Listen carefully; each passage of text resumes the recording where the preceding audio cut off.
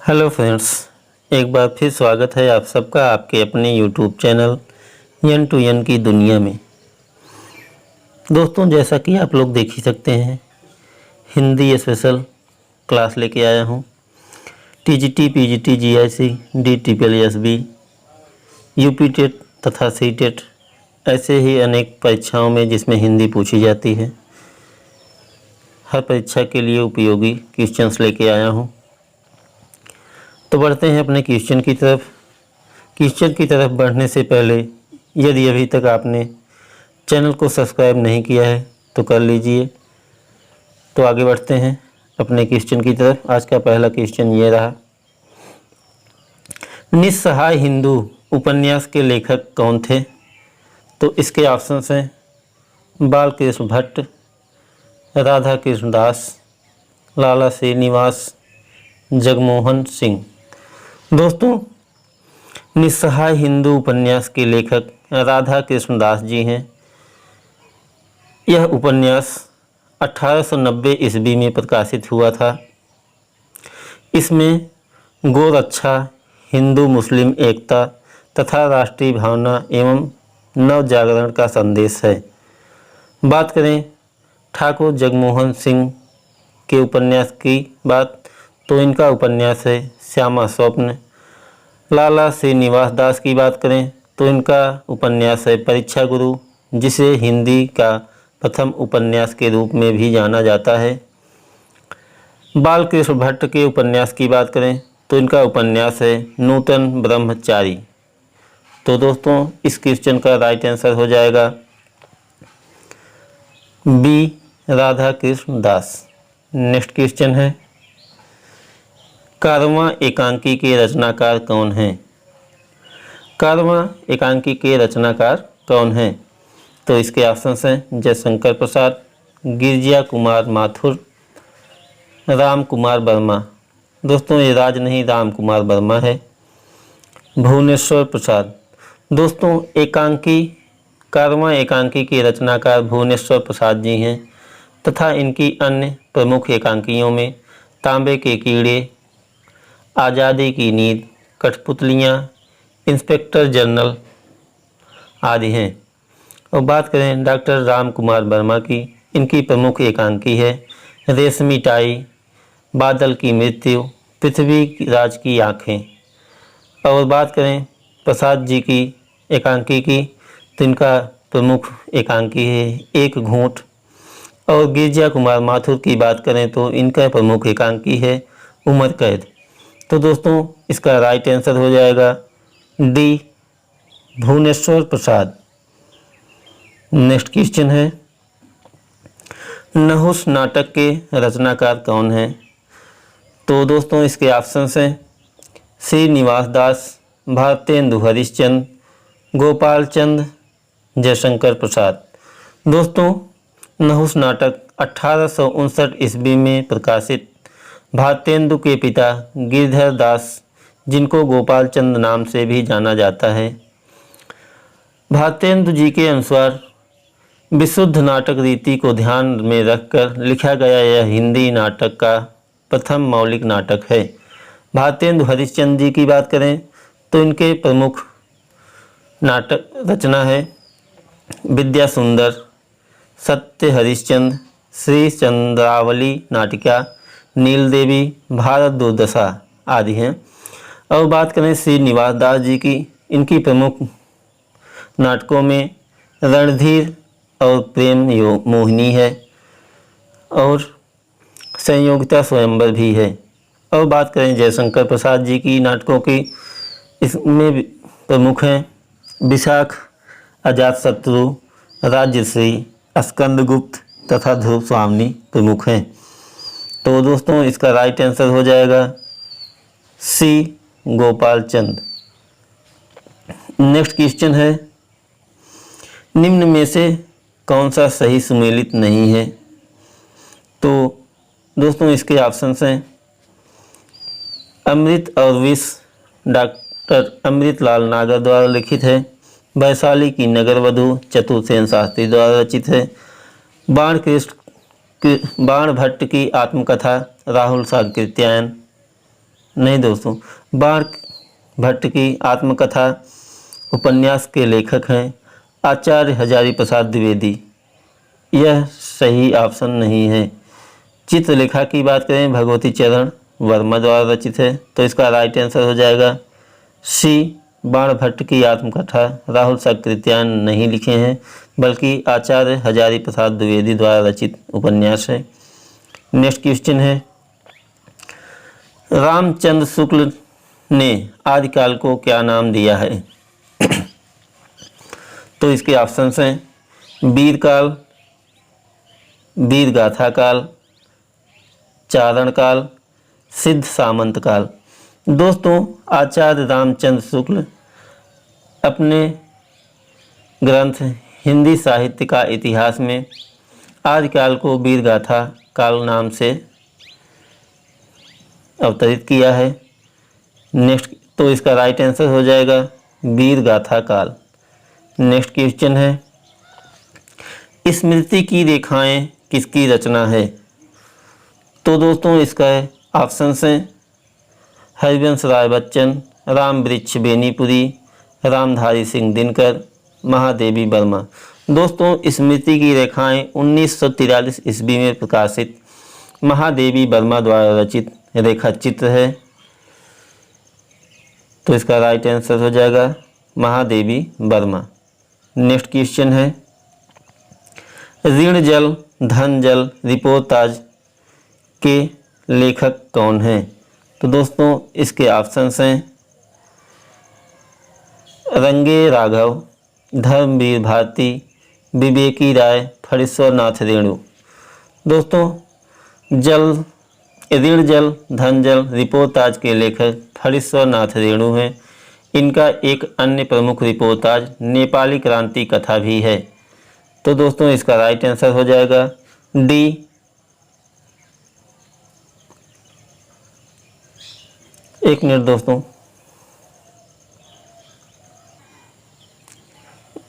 तो दोस्तों इसका राइट आंसर हो जाएगा D, Phanishwar Nath Renu. Next question है, नामदेव का संबंध किस प्रांत या राज्य से है? तो इसके ऑप्शंस हैं राजस्थान, गुजरात, उत्तर प्रदेश, महाराष्ट्र। दोस्तों, संत नामदेव का जन्म 1270 ईस्वी में महाराष्ट्र के सतारा प्रांत में हुआ था। इनकी मृत्यु 1350 ईस्वी में पंजाब में हुआ था। तो दोस्तों, इनका संबंध डी महाराष्ट्र से है। नेक्स्ट क्वेश्चन है, चंदायन के रचयिता कौन हैं? दोस्तों, इसके ऑप्शंस हैं मुल्ला दाऊद, मुल्ला नहीं है दोस्तों, ये टाइपिंग में गलती हुआ है, मुल्ला दाऊद है, कुतुबन है, मंझन है, जयसी। दोस्तों, चंदायन 1379 ईस्वी में मुल्ला दाऊद द्वारा रचित सूफी प्रेमाख्यान काव्य है, जिसे सूफी काव्य परंपरा का प्रथम काव्य माना जाता है। तो इसका राइट आंसर हो जाएगा ए, मुल्ला दाऊद। नेक्स्ट क्वेश्चन है, बेकन के निबंधों का हिंदी में अनुवाद बेकन विचार रत्नावली नाम से किसने किया? तो दोस्तों, इसके ऑप्शंस हैं बालकृष्ण भट्ट, बाल मुकुंद गुप्त, रामचंद्र शुक्ल, महावीर प्रसाद द्विवेदी। दोस्तों, बेकन के निबंधों को हिंदी अनुवाद में करके बेकन विचार रत्नावली नाम से आचार्य महावीर प्रसाद द्विवेदी ने किया है। तो इसका राइट आंसर हो जाएगा D, Mahavir Prasad Dwivedi. Next question है, भाषा की पूर्ण शक्ति का विकास निबंधों में ही सबसे अधिक संभव होता है, यह कथन किसका है? इसके ऑप्शंस हैं नंद दुलारे वाजपेयी, हजारी प्रसाद द्विवेदी, रामचंद्र शुक्ल, महावीर प्रसाद। दोस्तों, बेकन के निबंधों का हिंदी अनुवाद बेकन विचार रत्नावली नाम से आचार्य महावीर प्रसाद द्विवेदी ने किया है। तो इसका राइट आंसर हो जाएगा D, Mahavir Prasad Dwivedi. Next question है, दादू दयाल की रचनाओं का संपादन अंगबधू नाम से किसने किया? दोस्तों एक मिनट दोस्तों, शायद पीछे हमने गलती कर दी है। भाषा की पूर्ण शक्ति का विकास निबंधों में ही सबसे अधिक संभव होता है। यह कथन रामचंद्र शुक्ल का है। यह कथन रामचंद्र शुक्ल का है। नेक्स्ट क्वेश्चन है, दादू दयाल की रचनाओं का संपादन अंगबधू नाम से किसने किया? तो इसके ऑप्शन हैं गुरु नानक, रैदास, सुंदरदास, रज्जब। दोस्तों दादू दयाल की रचनाओं का संपादन उनके शिष्य रज्जब ने अंगबधू नाम से किया है, जबकि उनके शिष्य संत दास और जगन्नाथ दास ने उनकी रचनाओं का संकलन हरडे बानी नामक शीर्षक से किया है। तो इसका राइट आंसर हो जाएगा डी, रज्जब।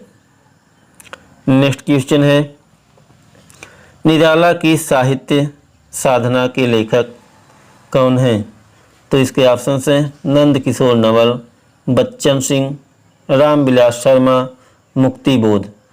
दोस्तों निराला की साहित्य साधना नामक आलोचनात्मक ग्रंथ के लेखक डॉक्टर रामविलास शर्मा जी हैं। तो इसका राइट आंसर हो जाएगा C, doctor Ramvilas Sharma. Next question है, निम्न में कौन सही सुमेलित नहीं है? तो इसके ऑप्शन हैं मधुमालती, कुतुबन, हंस जवाहिर, कासिम शाह, इंद्रावती, नूर मोहम्मद, चित्रावली, उस्मान। दोस्तों यह इसका पहला ऑप्शन जो है यह सही सुमेलित नहीं है। मधुमालती कुतुबन द्वारा न लिखित होकर के इसकी रचना मंझन जी ने किया है। नेक्स्ट क्वेश्चन है, हिंदी काव्य में 12 मासा वर्णन सबसे पहले कहाँ मिलता है? इसके ऑप्शन हैं पृथ्वीराज रासो, परमाल रासो, बीसल देव रासो, पद्मावत। दोस्तों हिंदी साहित्य में 12 मासा का सर्वप्रथम वर्णन बीसल देव रासो में मिलता है। बीसल देव रासो नरपति नाल द्वारा रचित आदिकाल कवि हैं। तो इसका राइट आंसर हो जाएगा बीसल देव रासो। नेक्स्ट क्वेश्चन है, देश विदेश किसका यात्रा साहित्य है? तो इसके ऑप्शन हैं राहुल सांकृत्यायन, धर्मवीर भारती, रामधारी सिंह दिनकर, निर्मल वर्मा। दोस्तों देश विदेश नामक यात्रा साहित्य के लेखक रामधारी सिंह दिनकर जी हैं। इस रचना में दिनकर जी ने कश्मीर, सौराष्ट्र आदि देशी तथा पोलैंड जैसे विदेशी यात्राओं का वर्णन किया है। तो इसका राइट आंसर हो जाएगा सी, रामधारी सिंह दिनकर। नेक्स्ट क्वेश्चन है, कवितावली के ग्रंथकार कौन हैं? दोस्तों इसके ऑप्शन हैं केशवदास, नंददास, तुलसीदास, सूरदास। भक्तिकालीन कवि गोस्वामी तुलसीदास द्वारा रचित कवितावली ग्रंथ है। तो इसका राइट आंसर हो जाएगा सी, तुलसीदास। नेक्स्ट क्वेश्चन है, खुमान रासो के रचयिता कौन हैं? तो इसके ऑप्शन हैं जगनिक, नरपतिनाल, श्रीधर, दलपत विजय। दोस्तों खुमान रासो आदिकालीन कवि दलपत विजय की काव्य रचना है। तो इसका राइट आंसर हो जाएगा डी, दलपत विजय। नेक्स्ट क्वेश्चन है, वल्लभाचार्य का संबंध किस संप्रदाय से था? दोस्तों इसके ऑप्शन हैं श्री संप्रदाय, सनकादिक संप्रदाय, पुष्टि संप्रदाय, ब्रह्मा संप्रदाय। दोस्तों वल्लभाचार्य पुष्टि मार्ग के संस्थापक थे। इनके पुत्र गोस्वामी विट्ठलदास ने 1565 ईस्वी के आसपास अपने 4 शिष्यों गोविंद दास स्वामी, छतिर स्वामी, नंददास तथा चतुर्भुज के दास रहते थे। तो इसका राइट आंसर हो जाएगा सी, पुष्टि संप्रदाय। नेक्स्ट क्वेश्चन है, गोरी सोवै सेज पर मुख पर डारे केश पंक्ति किसके द्वारा रचित है?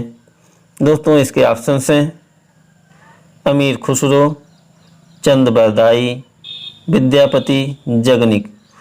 दोस्तों आदिकालीन प्रसिद्ध कवि अमीर खुसरो की यह पंक्ति है। तो इसका राइट आंसर हो जाएगा ए, अमीर खुसरो। नेक्स्ट क्वेश्चन है, हम हसमत संस्मरण के किसके द्वारा रचित है? तो इसके ऑप्शंस हैं दूधनाथ सिंह, कृष्णदास सोबती, काशीनाथ सिंह, विष्णु प्रभाकर। दोस्तों हम हसमत कृष्णदास सोबती द्वारा रचित संस्मरण ग्रंथ है। इसका प्रकाशन 1977 ईस्वी में हुआ था। तो इसका राइट आंसर हो जाएगा बी, कृष्णदास सोबती।